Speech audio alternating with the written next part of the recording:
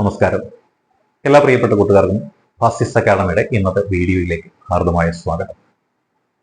നാളെ LDCയുടെ 6ാം ഘട്ടം പരീക്ഷ നടക്കുകയാണ്.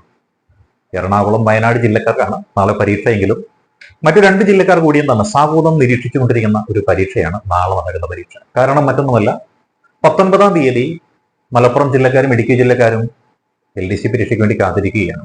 അതുകൊണ്ട് തന്നെ നാളത്തെ പരീക്ഷ എഴുതുന്ന ആ ആൾക്കാർക്ക് മാത്രമല്ല ടെൻഷൻ ഉള്ളത്, ഈ 2 ജില്ലക്കാർക്ക് കൂടിയുണ്ട്. എങ്ങനെയാണ് ഇനി വരാനിരിക്കുന്ന പരീക്ഷകൾ എന്നുള്ളതാണ് പലരുടെയും ഒരു മനസ്സിന്റെ ആധി എന്ന് പറയുന്നത്.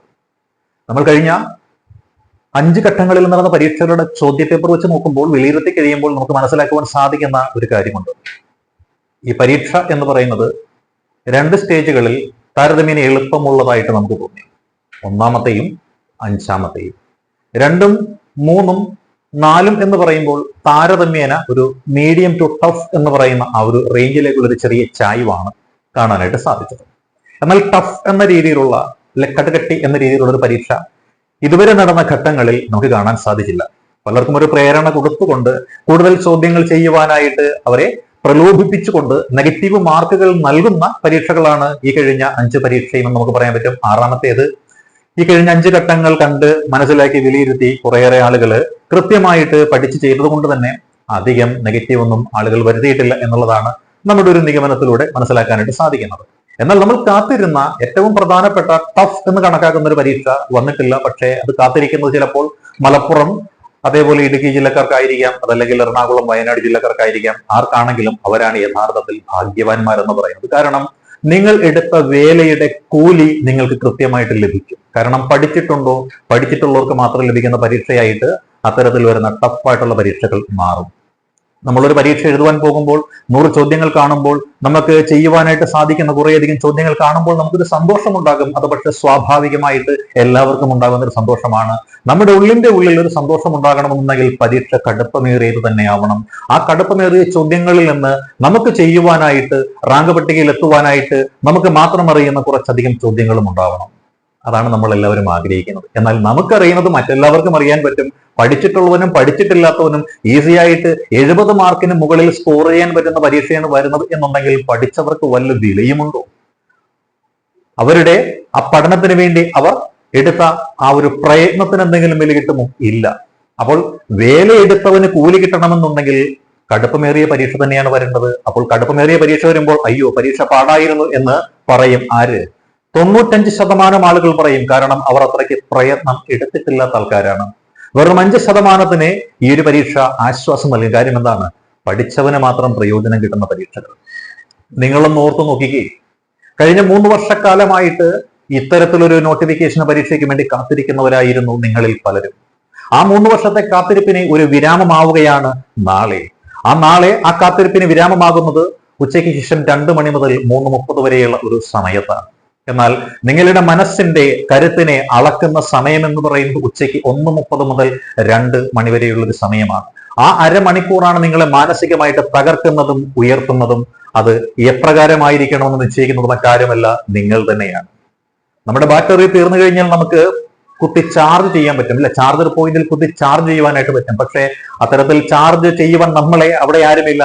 അവിടെ നമ്മൾ തന്നെ സ്വയം ഒരു ചാർജറായിട്ട് മാറ്റപ്പെടണം. നമ്മുടെ മനസ്സിനെ നമ്മൾ തന്നെ എന്ത് ചെയ്യണം? മോട്ടിവേറ്റ് ചെയ്യണം. അവിടെ പരീക്ഷയ്ക്ക് വേണ്ടിയുള്ള കാത്തിരിപ്പിനിടയിൽ നമ്മൾ ഓർക്കുക, ചോദ്യപേപ്പർ കയ്യിൽ കിട്ടിക്കഴിയുമ്പോൾ അതിങ്ങനെ വിടർത്തി പൊളിച്ച് അതിനിടയിൽ എത്ര ചോദ്യങ്ങളുണ്ടെന്നൊക്കെ നോക്കുന്ന ധാരാളം ആളുകൾ നമ്മൾക്ക് കാണാൻ സാധിക്കും. അത് ടെൻഷൻ ഉണ്ടാക്കുന്ന പരിപാടിയാണ്. അതിനെ പോക്കാതിരിക്കുക. കാര്യം എന്താ? നിങ്ങളുടെ കയ്യിൽ ഒരു ക്വസ്റ്റ്യൻ പേപ്പർ കിട്ടിയിരിക്കുകയല്ലേ, അതിനെ കിട്ടും മുമ്പ് തന്നെ ബലാത്സംഗം ചെയ്യേണ്ട കാര്യമുണ്ടോ? ഇല്ല. അതെന്ത് ചെയ്യാം? നമ്മൾ കൃത്യമായിട്ട് അതിന്റെ ടൈമർ എന്നിടത്ത് പതുക്കെ പൊട്ടിച്ചു നോക്കിയിട്ട് സാവധാനം ചോദ്യപേപ്പറുകളൊക്കെ ഒന്ന് വായിച്ചു നോക്കിയിട്ട് എന്ത് ചെയ്യുക? നമുക്ക് ചെയ്താൽ മതിയാവും. ആ രീതിയിൽ നമ്മൾ ടെൻഷൻ പരമാവധി കുറയ്ക്കുക. നിങ്ങളുടെ ഹാളിൽ ഇരിക്കുന്ന 20 പേരുണ്ടെങ്കിൽ ആ 20 പേരിൽ പകുതിയിലധികവും ചോദ്യപേപ്പർ കിട്ടുമ്പോൾ തന്നെ ഇങ്ങനെ പൊളിച്ചു നോക്കി അതിൽ തന്നെ നമ്പറുകളൊക്കെ എഴുതി ഞാൻ ഇപ്പൊ തന്നെ എല്ലാം ചെയ്തു കളയും എന്ന ഭാവത്തിൽ ഇരിക്കുന്ന ആൾക്കാർ കാണും. അതൊക്കെ സമ്മർദ്ദത്തിന് അടിമപ്പെട്ട ആൾക്കാരാണ്. നമ്മളത് ചെയ്യേണ്ട കാര്യമില്ല. 1.5 മണിക്കൂറുണ്ട്, 90 മിനിറ്റ് ഉണ്ട്. ഈ 90 മിനിറ്റ് എന്ന് പറയുന്നത് നമ്മുടെ ഈ പരീക്ഷ എഴുതാനുള്ള സമയമല്ല. നമ്മൾ കഴിഞ്ഞ 3 വർഷമായിട്ട് ചെയ്ത പ്രയത്നം, ആ പ്രയത്നത്തിന് അംഗീകാരം കിട്ടുന്ന സമയമാണ് ആ 90 മിനിറ്റ് എന്ന് പറയുന്നത്. അതുകൊണ്ട് വളരെ കൃത്യമായ ശ്രദ്ധയോടും ആസൂത്രണത്തോടും കൂടി മാത്രം ചെലവഴിക്കേണ്ടുന്ന ഒരു സമയമാണ്. ചുറ്റുപാടും ഇരിക്കുന്ന ആളുകൾ കാണിക്കുന്ന കാട്ടായങ്ങളും കോപ്രായങ്ങളും കണ്ട് അതിൽ തലകുത്തി വീഴാതിരിക്കുക, സ്വന്തമായ ഒരു ചിന്താഗതി, സ്വന്തമായ ഒരു വീക്ഷണം, ആ വീക്ഷണത്തിന്റെ അടിസ്ഥാനത്തിൽ മാത്രം പരീക്ഷയെ സമീപിക്കുക. നിങ്ങൾ പഠിച്ചിട്ടുണ്ടോ, നിങ്ങൾക്കിത് കിട്ടിയിരിക്കും. പരീക്ഷകൾ 3 തരത്തിൽ പൊതുവെ വരുന്നു എന്ന് നമുക്കറിയാം, അല്ലെ? ഈസി ആയിട്ടുള്ള പരീക്ഷകൾ വരും. അങ്ങനെ ഈസി ആയിട്ടുള്ള പരീക്ഷകൾ വന്നു കഴിഞ്ഞാൽ കണക്കാക്കുക എന്താണ്, എല്ലാവർക്കും ഈസിയാണ്. നമ്മളുടെ സാധ്യതകൾ എന്ന് പറയുന്നത് വിദൂരതയിൽ മാത്രമായിരിക്കും. കൂടുതൽ ചോദ്യങ്ങൾ ചെയ്യാതിരിക്കാൻ പോവുകയാണ്. അപ്പോൾ ചെയ്യേണ്ട അറിയാവുന്നത് മാത്രം ചെയ്തു കഴിഞ്ഞാൽ നെഗറ്റീവ് എങ്കിലും നമുക്ക് കുറഞ്ഞു കിട്ടും. രണ്ടാമത്തേത് കടുകട്ടി പരീക്ഷ എന്ന് പറയുന്നത്. കടുകട്ടി പരീക്ഷ വന്നു കഴിഞ്ഞാൽ എപ്പോഴും സാധ്യത 50% മാർക്ക് നേടുന്നവർക്കാണ് സാധ്യത. അതുകൊണ്ട് തന്നെ 50% ആ ചോദ്യങ്ങൾ നമുക്ക് അറിയില്ലെന്നുണ്ടെങ്കിലും 50%-ന് മുകളിൽ ഒരു 55-60% ചോദ്യങ്ങൾ ചെയ്യുവാനായിട്ട് നമ്മൾ ശ്രമിക്കുന്നതും നല്ലതായിരിക്കും. പിന്നീട് മീഡിയം റേഞ്ചിലുള്ള പരീക്ഷയാണെന്നുണ്ടെങ്കിലും അവിടെ നമുക്ക് റിസ്ക് എടുക്കാം. റിസ്ക് എടുക്കേണ്ട എത്രയാണ്? നമുക്ക് അറിയാവുന്ന ചോദ്യങ്ങൾ ചെയ്തു കഴിഞ്ഞിട്ട് ഒരു 15ഓളം ചോദ്യങ്ങളിൽ റിസ്ക് എടുക്കാം. റിസ്ക് എടുക്കുക എന്ന് പറയുമ്പോൾ നമ്മൾ നോക്കുന്ന ചോദ്യത്തിന്റെ ഓപ്ഷനുകൾ വായിച്ചു കഴിയുമ്പോൾ അതിൽ ഏതെങ്കിലുമൊക്കെ അല്ല എന്ന് നമുക്ക് ഉറപ്പുണ്ട്, പക്ഷെ ആണോ എന്ന് സംശയം തോന്നുന്ന 1-2 ഉണ്ടാകും. അങ്ങനെ രണ്ടിലേതെന്ന് കൺഫ്യൂഷൻ ഉള്ള 50-50 സാധ്യതയുള്ള ചോദ്യങ്ങൾക്ക് മാത്രം റിസ്ക് എടുക്കുക. അങ്ങനെ റിസ്ക് എടുക്കുന്നത് കൂടുതൽ ഒരു 15 ചോദ്യങ്ങൾക്കപ്പുറം പോവാതിരിക്കുകയും ശ്രദ്ധിക്കുക. എപ്പോഴും ഓർക്കേണ്ടുന്ന ഒന്നുണ്ട്, ഇത് നിങ്ങളുടെ കഴിഞ്ഞ 3 വർഷത്തെ പ്രയത്നം വിലയിരുത്തുന്ന ദിവസമാണ്.